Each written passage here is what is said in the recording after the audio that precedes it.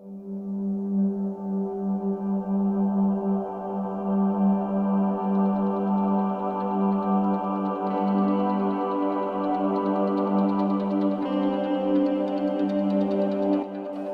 Telescope को बनाने का मकसद सिर्फ एक था कि उससे पूरी हमारी गैलेक्सी मिल्की वे में एक्सोप्लैनेट्स को ढूंढना।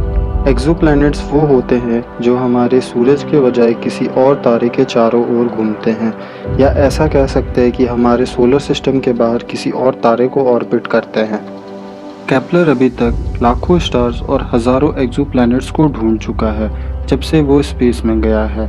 2009 में नासा डिस्कवरी प्रोग्राम का हिस्सा होते हुए केपलर का काम था हमारी मिल्की वे गैलेक्सी के अलग अलग पैचेस को स्कैन करके प्लैनेटरी सिस्टम्स को ढूंढना। जिस वक्त उसे लॉन्च किया गया था उस वक्त उसके पास सबसे बड़ा प्राइमरी मिरर था जो कि स्पेस में भेजा गया था, और उसके पास एक 96 मेगापिक्सल का कैमरा था जो लाइट को प्रोसेस करने के लिए था। एस्ट्रोनॉमर्स इस बात को ढूंढने में इंटरेस्टेड थे कि और कितने स्टार्स और प्लैनेट्स हैं जो ऑर्बिट कर रहे हैं, और उनमें से ऐसे कितने हैं जो एक्स्ट्रा सोलर प्लैनेट्स और एक्सोप्लैनेट्स हैं जिनकी कंडीशन लाइव डेवलप होने के लिए सही है। स्पेस में 9 साल में केपलर ने 530,536 स्टार्स और 22,662 नए एक्सोप्लैनेट्स के एग्जिस्टेंस को कंफर्म किया। ये एक्सोप्लैनेट्स बहुत अलग थे जितने भी हमने अपने सोलर सिस्टम में देखे थे उनसे। ज़्यादातर उनमें से काफ़ी बड़े हैं अर्थ से और बहुत पास से ऑर्बिट करते हैं अपने स्टार को, जिसके कारण वो अपना एक रिवॉल्यूशन सिर्फ कुछ ही दिनों में पूरा कर लेते हैं। कुछ एक्सोप्लैनेट्स ऐसे भी होते हैं जो अपने स्टार को इतने करीब से ऑर्बिट करते हैं कि उनका टेम्परेचर इतना ज़्यादा होता है कि वो लोहे को भी पिघला सकता है, जिसका हेमिस्फीयर लिक्विड मोल्टेन रॉक से ढका होता है। कुछ ऐसे एक्सोप्लैनेट्स जो जुपिटर के साइज़ के हैं और वो एक नहीं बल्कि 2 स्टार्स को ऑर्बिट करते हैं। अगर आप उन प्लैनेट्स के सरफेस पे खड़े होके तो आप बाइनरी सनसेट देख सकते हो। केपलर कुछ ऐसे प्लैनेट्स को भी ढूंढने में सक्सेसफुल हुआ है जो अर्थ के साइज़ के हैं और वो एक सेफ डिस्टेंस से अपने स्टार को ऑर्बिट कर रहे हैं, जिससे वो प्लैनेट हैबिटेबल जोन में आते हैं, जिससे कि वहाँ का टेम्परेचर इतना ही गर्म होता है कि पानी को कंडेंस कर सकता है और पानी पूरी तरह जमता नहीं है।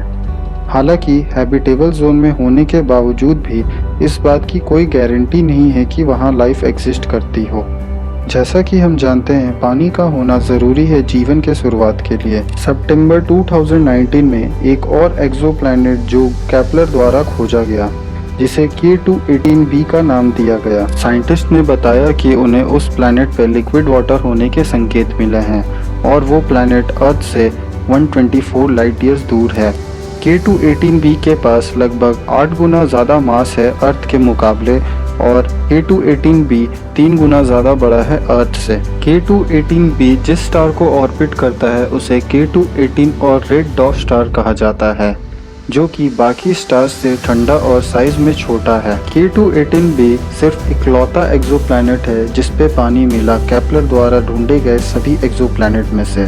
स्टार के हैबिटेबल जोन में पहली बार किसी एक्सोप्लैनेट को 2015 में खोजा गया था। तब से इसके कॉम्पोजिशन को स्टडी किया जा रहा है स्पिट्ज़र और हबल टेलीस्कोप की मदद से। केपलर ज़्यादातर ट्रांजिट मेथड को यूज़ करता है एक्सोप्लैनेट्स को ढूंढने के लिए। इसका मतलब यह है कि जब कोई प्लैनेट किसी स्टार के सामने से गुजरता है तब स्टार की लाइट थोड़ी कम हो जाती है और इस तरह हम बता पाते हैं कि वहाँ कोई प्लैनेट है। स्टार की लाइट कितनी देर तक के लिए कम होती है और कितनी होती है, इससे हमें बहुत ज़रूरी बातें पता चलती है, जैसे कि प्लैनेट के साइज़ के बारे में और उसके ऑर्बिट के बारे में। हालांकि एक्सोप्लैनेट में चेंजेस को पता लगाना बहुत ही चैलेंजिंग काम होता है। एग्जाम्पल के तौर पे अर्थ का डायमीटर 1/109 है सन के मुकाबले, तो अगर कोई इसे सोलर सिस्टम के बाहर से देखेगा तो जब अर्थ सन के सामने से गुजरेगी तब सन का बस 0.008% लाइट ही डिम होगा। केपलर के कैमरे को इतना सेंसिटिव होना था कि इतने कम टाइम के चेंजेस को भी डिटेक्ट कर सके। इससे पहले 2014 में भी इसी मेथड को यूज़ करके केपलर ने एक ऐसे हैबिटेबल एक्सोप्लैनेट को ढूंढा था जो इंसानों के रहने लायक हो। जिसे केपलर 186f कहा जाता है। ये एक्सोप्लैनेट अर्थ से 500 लाइट ईयर्स दूर है और शायद यहाँ पे भी हमारे अर्थ जैसे वेदर और क्लाइमेट हो। जॉर्जिया टेक यूनिवर्सिटी के रिसर्च से ये भी पता चला कि ये एक्सोप्लैनेट हल्का टिल्ट है और उसी एक्सिस पे रोटेट करता है बिल्कुल अर्थ की तरह, और ये भी पता चला कि इसका टिल्ट अर्थ की तरह स्टेबल है, जिससे कि इस एक्सोप्लैनेट पे भी हमारी अर्थ की तरह रेगुलर सीजन्स और स्टेबल क्लाइमेट हो सकता है। दुनिया भर में केपलर का डाटा रिसर्च के लिए यूज़ हो रहा है। पिछले कुछ सालों में केपलर द्वारा ढूंढे गए अर्थ के साइज़ के एक्सोप्लैनेट जिसे रिजेक्ट कर दिया गया था एल्गोरिदम एरर के वजह से, उन्हें रीडिस्कवर किया जा रहा है दूसरे टेलीस्कोप के डेटाबेस से। ऐसे ही एक एक्सोप्लैनेट है केपलर 1649c। 2020 के आसपास जब केपलर के पुराने डाटा को मैच किया गया टेस्ट सैटेलाइट के नए डाटा से, एस्ट्रोनॉमर्स ने कंफर्म किया कि इस एक्सोप्लैनेट पे भी हैबिटेबल कंडीशंस हो सकते हैं लाइफ के शुरुआत के लिए। केपलर 1649c अर्थ से 300 लाइट ईयर्स दूर है, जो लगभग अर्थ जैसा ही है साइज और टेम्परेचर के मामले में। ये एक्सोप्लैनेट बस 1.06 टाइम्स ही अर्थ से बड़ा है। जिस स्टार को ये ऑर्बिट करता है वो भी एक रेड डॉर्फ स्टार है, जिससे कि प्लैनेट को उस स्टार से 75% लाइट मिलती है जितनी कि अर्थ को सन से मिलती है, जिससे कि ये पता चलता है कि इस प्लैनेट का टेम्परेचर हमारे अर्थ जैसा हो सकता है। केपलर 1649c एक और सबूत है इस बात का कि रेड डॉर्फ स्टार के हैबिटेबल जोन में एक और अर्थ जैसा प्लैनेट। आगे बढ़ने से पहले आपके लिए जानना ज़रूरी है कि अभी तक केपलर ने 2662 एक्सोप्लैनेट्स को ढूंढा है, जिसमें से सिर्फ ऐसे 16 प्लैनेट्स हैं जो हैबिटेबल जोन में आते हैं, और उन 16 प्लैनेट्स में से कुछ ऐसे हैं जो अपने पेरेंट स्टार के साथ टाइडली लॉक हैं, जिसका मतलब ये है कि उस प्लैनेट का सिर्फ एक ही हिस्सा पे उसके स्टार की लाइट आती है, इसलिए इसके वेदर कंडीशंस लाइफ के लिए सूटेबल नहीं है। कुछ ऐसे प्लैनेट्स हैं जो नेपच्यून जैसे हैं, पर नेपच्यून से छोटे हैं और अर्थ से बड़े हैं। नेपच्यून जैसे प्लैनेट्स पे हाइड्रोजन की परत है उस पानी पे जो पानी सरफेस पे है, और साथ में प्लैनेटरी रॉक्स और आयरन के परत के साथ। अगर हाइड्रोजन की परत बहुत मोटी होती है, उसके नीचे का पानी का टेम्परेचर और प्रेशर लाइफ के शुरुआत के लिए सही नहीं होगा। कूलर रेड डॉर्फ स्टार ज़्यादा एक्टिव है सन से और सन जैसे स्टार्स से, जिसके वजह से इसके पास के प्लैनेट्स पे बहुत ही ज़्यादा क्वांटिटी में डैमेजिंग अल्ट्रावायलेट रेडिएशन आती हैं, जिसके वजह से इनके सरफेस पे टेम्परेचर -73 डिग्री से लेकर +47 डिग्री हो सकता है, जो कि अर्थ के अंटार्कटिका से ठंडी हो सकती है और सबसे गर्म डेजर्ट जितनी। अनफॉर्चुनेटली हम नहीं जानते कि टेक्नोलॉजिकली इन एक्सोप्लैनेट्स के कंपोजिशन और एटमॉस्फेयर को कैसे स्टडी की जा सके, पर केपलर ऑब्जर्वेशन के पूरे स्टैटिकल एनालिसिस के बेस पे एस्ट्रोनॉमर्स को ये लगता है कि सन जैसे 5 तारों में से एक के पास अर्थ के साइज़ के जितना प्लैनेट है, जिसका सरफेस टेम्परेचर लाइफ के लिए सपोर्टिव हो सकता है।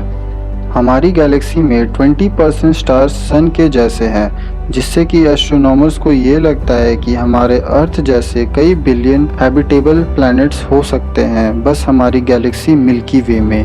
केपलर ने सिर्फ हैबिटेबल प्लैनेट्स को ही नहीं ढूंढा, बल्कि केपलर ने ऐसे बहुत सारे एक्सोप्लैनेट्स को ढूंढा है जो दूसरों से बहुत अलग हैं, जो लाइफ के लिए सूटेबल तो नहीं, पर ऐसे कुछ फैसिनेटिंग प्लैनेट्स जो ज़्यादातर गैस से बने हैं, जैसे हाइड्रोजन और हीलियम।